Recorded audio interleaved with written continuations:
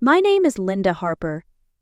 I'm 67 years old, a retired nurse, and for most of my life, I've prided myself on being the kind of mother who never caused trouble. I raised my only daughter, Jessica, on my own after her father passed away when she was 6. I gave her everything: my time, my savings, and my unconditional love. Every 4th of July we had a tradition. I'd bring my homemade ribs and potato salad to her house. We'd sit on the porch, sip lemonade, and watch the kids chase fireflies. It wasn't fancy, but it felt like home. This year I was packing up the food just like always, humming a tune, when my phone buzzed. It was a text from Jessica.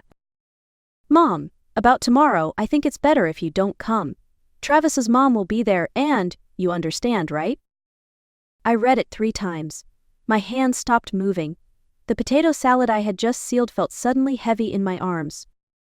Understand? Yes, I understood. I understood that I wasn't chosen. That I was convenient until someone more polished, more presentable showed up. Jessica's mother-in-law, Cheryl, had always looked at me like I was a worn-out relic. I never had the right shoes or the right opinions. Still, I thought I mattered, at least enough for a folding chair in the backyard. But not this year. There was no follow-up call. No "I'm sorry, Mom," just silence. I sat down in my kitchen, surrounded by the food I made with love, and stared at the floor. And in that quiet, something inside me cracked, not in anger, not even in sadness. It was a clean break. That was the moment I stopped being the easy mom.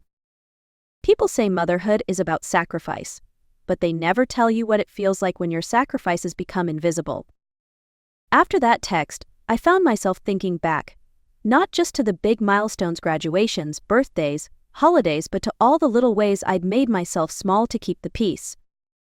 I was the one who stayed quiet when Travis talked over me at dinner.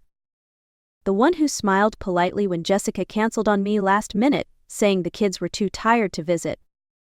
The one who sent a birthday card even when mine went unnoticed. There was a time Jessica forgot Mother's Day completely. I waited all day for a call that never came. The next morning I sent her flowers with a note that read, "I know you're busy, but I love you always." That was me. The easy mom, the one who didn't make waves, the one who was always understanding. But I started to realize something. Understanding can become a pressure. When you keep giving without asking for anything in return, people start to believe you need nothing. They assume you're fine with being left out because you never complain. They think it's okay to make you the afterthought because you never ask to be the priority. And worst of all, you start believing it yourself. You start thinking, maybe this is just how it is now. Maybe I'm lucky to be invited at all. That thought stayed with me longer than I'd like to admit. It crept into everything: how I dressed, how I walked, how I spoke. I made myself smaller in every way, just so Jessica wouldn't feel burdened by my presence. Even when I was sick last winter with the flu, I didn't tell her. I didn't want to worry her. I had spent years training myself to be the kind of mother who didn't ask for anything, and in doing so, I had taught my daughter that I didn't need to be considered. That realization didn't come like thunder. It came quietly. Like an old truth I had been ignoring finally sitting down across from me and saying, "You matter too." And for the first time in decades, I actually let that truth in. The 4th of July came and went. I didn't hear a word from Jessica. Not even a picture of the kids, not a thank you, nothing. I sat alone at my kitchen table that night with a plate of ribs and potato salad that no one else would eat. The fireworks outside boomed in the distance, and their bright colors flickered against the window glass. Normally, I would have texted Jessica just to say, "Hope you're having fun," like I always did. But this year, I didn't move. I just sat there, fork in hand, staring out into the dark backyard. Then, my phone buzzed. It was a photo. Jessica had posted a group shot on social media. Her, Travis, the kids, and Cheryl, her mother-in-law, laughing beside the grill. The caption read, "Grateful for family and freedom." I looked at it for a long time, not with tears. I didn't cry. I just felt hollow. And then I stood up, walked over to the trash, and scraped my dinner into the bin. Not out of anger, but because I finally knew. I knew I was done begging for space at a table where I was no longer welcome. I went to my bedroom, changed into my nightgown, and sat on the edge of the bed.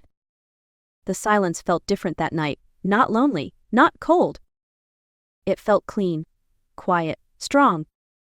I realized I had spent years hoping Jessica would see me, but it was never my job to wait for someone else to validate my worth. That night, I didn't make a dramatic declaration. No phone calls, no long texts. Just one small, powerful decision. I was done being the backup plan. I was done making myself easier to love. I was done being forgotten and pretending that was okay. I didn't know exactly what would come next, but I knew one thing for sure. Whatever I did from that moment forward, it would be for me. The next morning, I woke up with clarity I hadn't felt in years. I made coffee, sat on the back porch with a yellow notepad, and began writing. I didn't know what I was writing at first.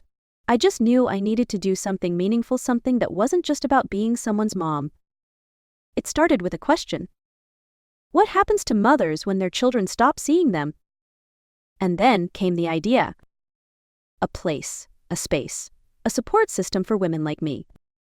I called it the Forgotten Mothers Fund. A nonprofit that would help women over 60 who'd been pushed aside by family, by society, by years of giving everything and getting silence in return. I had enough savings to get the legal paperwork started. I called a lawyer I trusted, and I told him, I'm not building this for revenge. I'm building it for recovery. He didn't laugh. He nodded and said, it's about time someone did.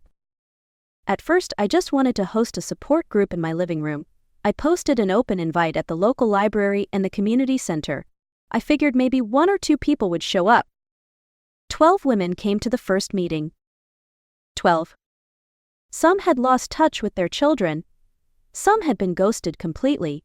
One woman, Karen, had raised 4 kids who now only called her on her birthday, if she was lucky. Another, Eileen, had been uninvited from her own grandson's wedding because her ex-husband's new wife would be attending. They weren't angry. They were tired of pretending they were okay with being forgotten. I watched as they cried, laughed, held hands, and shared stories they'd buried for years. It was heartbreaking but also beautiful. Because for the first time in a long time, none of us felt invisible. The group became a weekly thing. Then I rented a small space above a florist shop downtown. We got a few donations, a few volunteers. We hosted potlucks, writing workshops, therapy sessions. We even organized a found family brunch, every 3rd Sunday, no kids allowed, just women who chose to show up for each other. One day, a reporter from a local paper showed up. She had heard about our brunches and wanted to write a piece. The article was titled, Not Forgotten, How One Woman Built a Home for Mothers the World Left Behind. That headline hit me right in the chest. I wasn't forgotten. I had simply been looking for validation in the wrong places. And now, I had created a space where women didn't have to prove their worth to anyone. They just had to walk in the door. About 6 weeks after the 4th of July, I got a call. It was Jessica. Her voice sounded shaky. I could hear kids yelling in the background, the faint slam of a door, then silence. Hi, Mom, she said. Do you have a minute? I paused before answering. My heart didn't leap like it used to. It simply waited. Yes, I said calmly.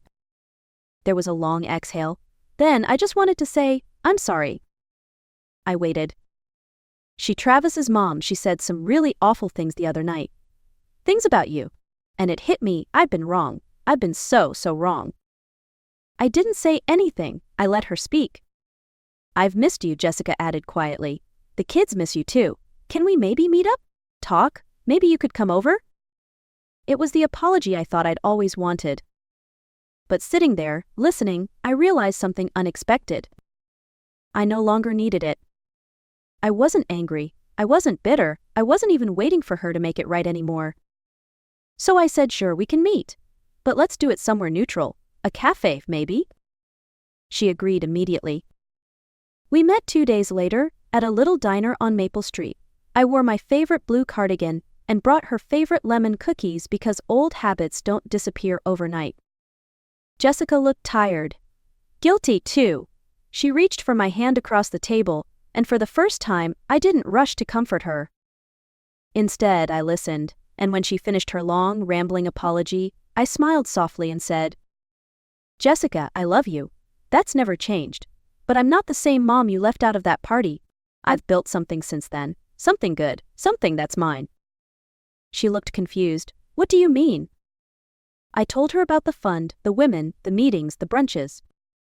I told her how I had found purpose not through her validation, but through community, healing, and standing tall again.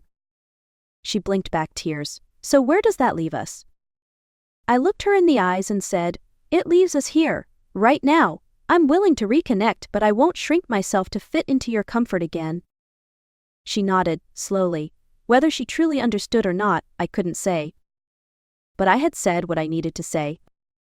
And for the first time in years, I left a conversation with my daughter not feeling small but whole. A few months later, I stood in our little meeting space above the florist, sipping tea from a chipped mug with daisies on it. The room was full of women, full of warmth, full of laughter. There was homemade banana bread on the table, someone's grandchild's painting on the wall, and a sense of ease in the air that couldn't be bought. We weren't perfect, we had grief and regrets and hard days, but we weren't alone anymore. A woman named Beth had just moved to town. She was 72 and had been kicked out of her son's home when his new wife decided she was too much trouble. Beth told her story with a trembling voice. "I spent my whole life raising him.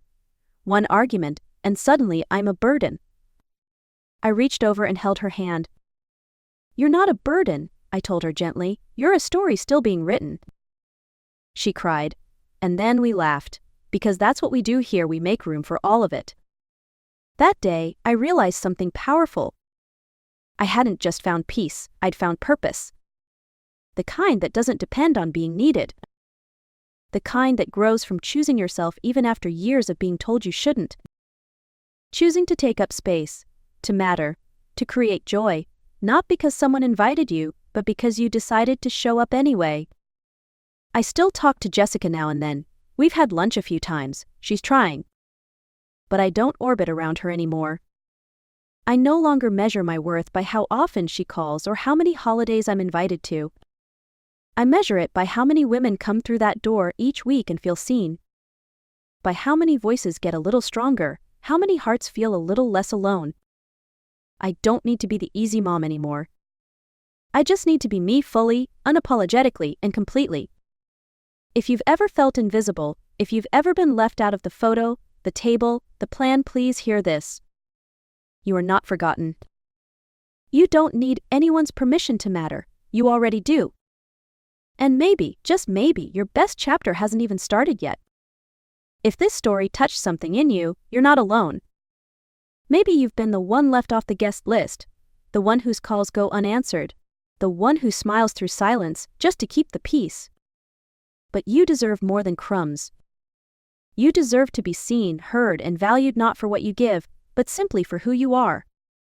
If you've ever felt forgotten, I hope this story reminded you, you are not invisible. Your voice matters, your heart matters. And it's never too late to start choosing yourself.